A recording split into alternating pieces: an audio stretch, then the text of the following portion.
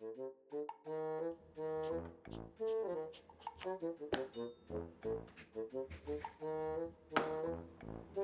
ستمبر یوم دفاع مبارک، 7 ستمبر یوم فضائیہ مبارک. سب کو جو شہید ہیں، جو غازی ہیں، اور وہ بھی جو اس ملک کے دفاع کے لیے کوشاں ہیں. ایک نشئی سی نا جہاز، تے وہی جہاز بابا جی کی ہویا جے، وہ تریا جا رہا تے ہی کری جا رہا 6-7 6-7 6-7. کسی نے روک کے پوچھا کہ کی کہی جا رہے ہیں 6-7؟ کہندا بابا جی پاکستان دا وزیر اعظم کہندا وے کہ 6 جہاز سٹے نے، تے امریکہ دا صدر کہندا 7 سٹے نے. کدی منیے؟